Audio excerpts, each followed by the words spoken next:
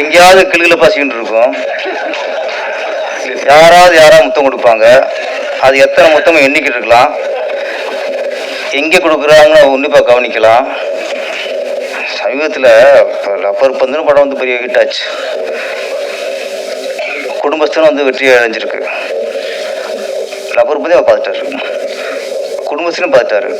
ஆனால் ஃபயர் தான் ஞாபகத்துக்கு இருக்கு. அப்போ எந்த நோக்கத்தில் படம் பார்க்குறாரு? ட்ரெயிலர் எத்தனை சீன் இருந்துச்சு.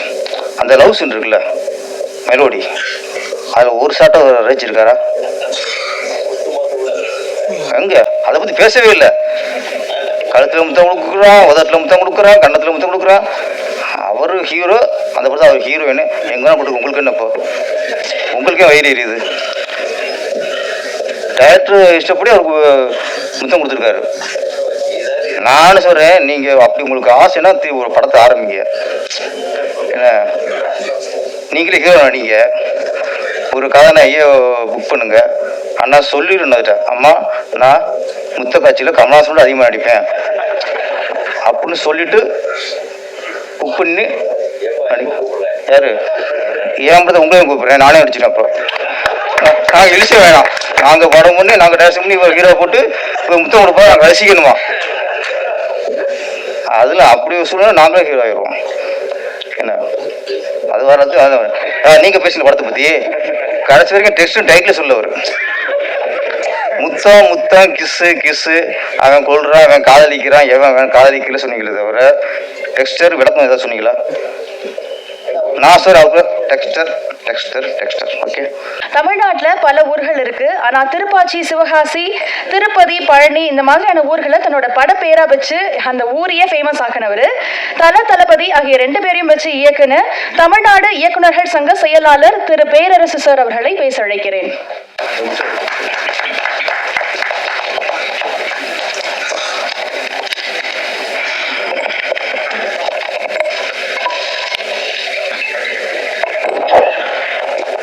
அனைவருக்கும் வணக்கம்.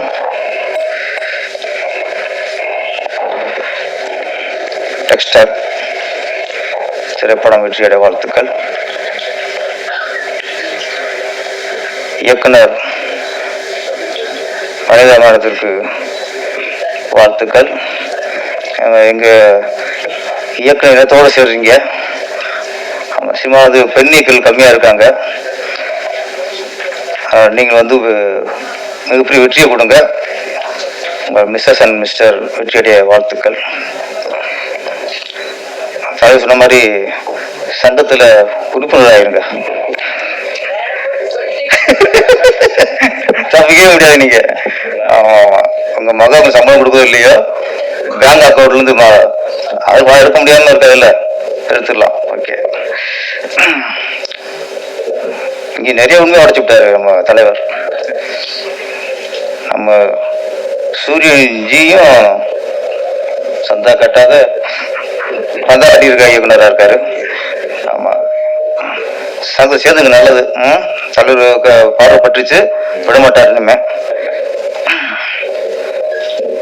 வந்து உதயகுமார் வந்து ஒவ்வொரு படத்துக்கும், அது சின்ன சின்ன படத்துலாம் வந்துடுவார் ஆடியோ ரிலீஸுக்கு. நான் கூட வாழ்த்தத்தை வர நினச்சிக்கிட்டு இருந்தேன். இன்னைத்தான் தெரியுது. எங்கேயாவது கிளுகில பசிக்கிட்டு இருக்கும். யாராவது முத்தம் கொடுப்பாங்க.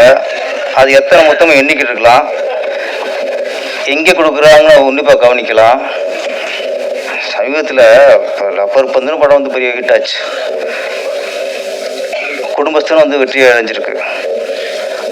லப்பர் பந்தே அவர் பார்த்துட்டாரு, குடும்பஸ்தனும் பார்த்துட்டாரு. ஆனால் ஃபயர் தான் ஞாபகத்துக்கு இருக்கு. அப்போ எந்த நோக்கத்தில் படம் பார்க்குறாரு? ட்ரெயிலர் எத்தனை சீன் இருந்துச்சு. அந்த லவ் சீன் இருக்குல்ல, மெலோடி, அதில் ஒரு ஷாட்டை ரசிச்சிருக்காரா? எங்க அதை பற்றி பேசவே இல்லை. கழுத்தில் முத்தம் கொடுக்குறான், உதட்டில் முத்தம் கொடுக்குறான், கன்னத்தில் முத்தம் கொடுக்குறான். அவர் ஹீரோ, அந்த படத்தை அவர் ஹீரோயின். எங்கே கொடுக்கு உங்களுக்கு என்னப்போ? உங்களுக்கே வயிறு எரியுது. டைரக்டர் இஷ்டப்படி அவருக்கு முத்தம் கொடுத்துருக்காரு. நானும் சொல்கிறேன், நீங்கள் அப்படி உங்களுக்கு ஆசைன்னா ஒரு படத்தை ஆரம்பிங்க. என்ன நீங்களே ஹீரோ நடிங்க, ஒரு கதாநாயகியை புக் பண்ணுங்க. அண்ணா சொல்லிடணும், அம்மா நான் முத்த காட்சியில் கமலாசனோட அதிகமாக நடிப்பேன் அப்படின்னு சொல்லிட்டு புக் பண்ணி யாரு ஏன்பதை உங்களையும் கூப்பிடுறேன், நானே நடிச்சிட்டேன். அப்புறம் நாங்கள் இழிச்ச வேணாம், நாங்கள் படம் பண்ணி நாங்கள் டேரக்ஷன் பண்ணி இவர் ஹீரோ போட்டு முத்தம் கொடுப்பா நாங்கள் ரசிக்கணுமா? அதில் அப்படி ஒரு சூழ்நிலை நாங்களே ஹீரோ ஆயிடுவோம். என்ன அது வர்றது நீங்கள் பேசுங்க படத்தை பற்றி கடைசி வரைக்கும் டெக்ஸ்ட் டைட்டில் சொல்ல வரும். முத்தம் முத்தம் கிஸ்ஸு கிஸ்ஸு, அவன் கொள்றான், அவன் காதலிக்கிறான், அவன் காதலிக்கல சொன்னீங்களே தவிர டெக்ஸ்டர் விளக்கம் ஏதாவது சொன்னீங்களா? நான் சார் அவங்க டெக்ஸ்டர் டெக்ஸ்டர் டெக்ஸ்டர் ஓகே சொல்லிட்டேன். இப்போ இந்த படத்தில் பாட வேண்டியது சினிமாட்டோகிராஃபி ரொம்ப பளிச்சுருச்சு, ரொம்ப ஆரம்பிச்சு. அதுக்கடுத்து படத்தோட மியூசிக் ஸ்ரீநாத் விஜயன் ரொம்ப அற்புதமாக பண்ணியிருந்தாரு. குறிப்பாக ஒரு இசையமைப்பாளருக்கு ரொம்ப ஒரு அழகு என்னன்னா, திறமை என்னன்னா, வரிகளை நம்ம காதுக்கு கேட்க வைக்கிறது. அதுதான் ஒரு இசையமைப்பாளோட நல்ல இசையமைப்பாளருக்கு அழகு. வரிகள் நம்மளுக்கு கேட்கணும். இது 2 பாட்டிலும் சரி, எல்லா வரிகளும் தெளிவாக நம்மளுக்கு புரிஞ்சது. அதில் பாடலாசிரியர் மோகன்ராஜன் இன்னைக்கு வளர்ந்து வர ஒரு நல்ல கவிஞர். அவர் சும்மா ஒரு மெட்டுக்கு வார்த்தைகளை நிரப்பிட்டு போகாம கருத்தோட எல்லா வரிகளும் பார்த்தா ஒரு நல்ல ஒரு சிறந்த பாடலாசிரியர் வேற. நான்லாம் பாடலாசிரியர் தான், ஆனால் கவிஞர் வேற. உதயகுமார் சொல்றது கவிஞர். ஒரு நாளும் உனை மறவாத பிரியாத வர வேண்டும், என்ன அது கவிதை. நம்ம வேற நிறைய பாட்டு இருக்கு. அதே மாதிரி நம்ம மோகன்ராஜன் கவிஞர். நிறைய வரிகள் எல்லா விஷயங்களும் ஒரு நம்ம ஒரு பாட்டு கேட்கும்போது தெரியும் இந்த கவிஞர் வார்த்தையை ரொம்ப தேடி இருக்கிறாரு. அந்த வார்த்தை நிரப்பல, வார்த்தைக்கு அலையணும். ஒரு பாடலாசிரியர் கவிஞருங்கிற ஒரு புது வார்த்தை போட்டுற மாட்டோமா? அதுல ஒரு வரி யாரோ யாரோ யாரிவனோ அந்த பாடல்ல விழியை உட்கொண்டு நான் வாழும் கற்கண்டு. ஆஹா, அந்த நான் வாழும் கற்கண்டுன்னு சொன்ன உடனே அந்த ஹீரோ எங்களுக்கு கற்கண்டா தெரிஞ்சு. அதுக்கடுத்து உன்னை தேடும் தேடும் பூச்செண்டு. அதான் இல்ல இல்ல வரிகள் ஏன்னா அதுக்கு மியூசிக் நன்றி சொல்லணும். ஏன்னா வரிகளை கேட்க வச்சாரு. அப்ப ஒரு இந்த மாதிரி நல்ல வரிகள் சில இதுல மியூசிக் அப்படியே ஓவர்டேக் பண்ணிக்கிறோம். அதனால உதயகுமார் சார் வரிசையில ஒரு நல்ல கவிஞரா நம்ம மோகன்ராஜன் உருவாகிறாரு. அப்பப்போ பேச மாதிரி மாசாக எழுதுங்க. இப்படி சொல்லித்தான் நம்ம கவுத்துறது. நம்மள ஏத்தி வரோம் அப்படின்னு சொல்லி பெருமைப்படுத்துன்னு சொல்லி, ஆமா பேரரசன் பாடலால்தான் அப்படின்றது. ஓஹோ அப்படியா, அங்கே ஒரு எக்க ஒளி ஒலிக்கும். இருந்தாலும் பாராட்டுக்கு மனசு வேணும். இந்த மேட்டில் மட்டும் எல்லா மேலேயும் நம்ம உதயகுமார் சார் பாராட்டி தான் இருப்பாரு. டெக்ஸ்டர் ஒரு த்ரில்லர் பார்க்கும்போது நீ ட்ரெயிலர் பார்த்தீங்கன்னா த்ரில்லர் படம். இப்போ ராஜன் சொன்ன மாதிரி இந்த மாதிரி படங்களுக்கு மொழியே தேவையில்லை.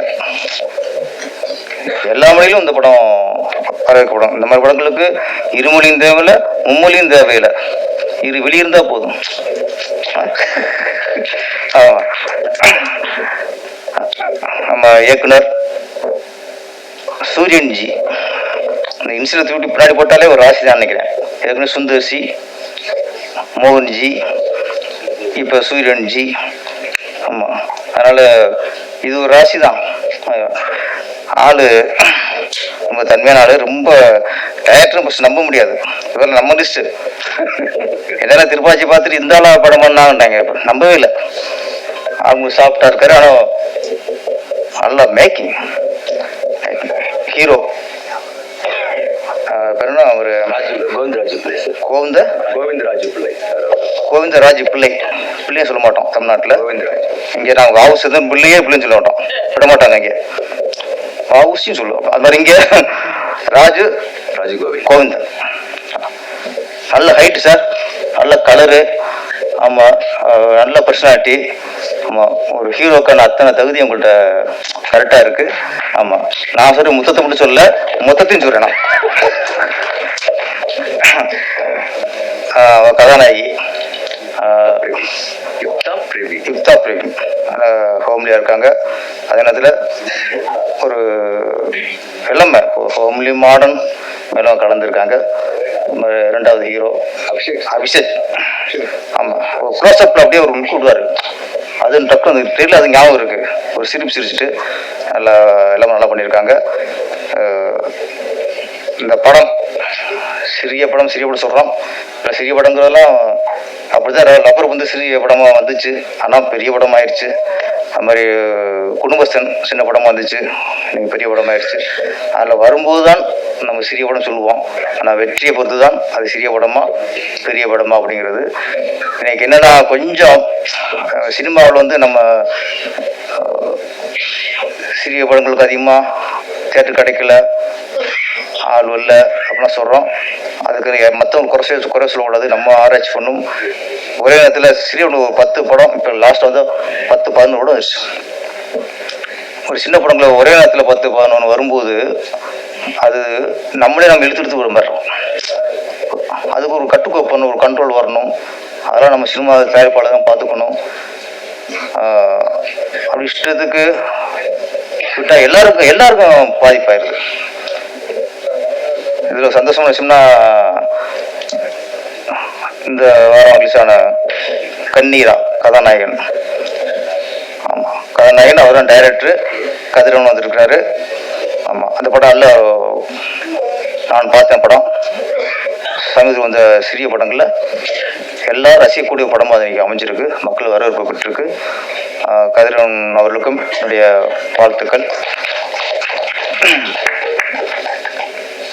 இந்த டெக்ஸ்டைல் படம் மிகப்பெரிய வெற்றி அடைந்து இயக்குனருக்கும் நடித்த நடிகர்களுக்கும் எல்லா டெக்னீஷியனுக்கும் பேரும் புகழும் பெற்றுத்தர பார்த்துட்டு நன்றி, வணக்கம்.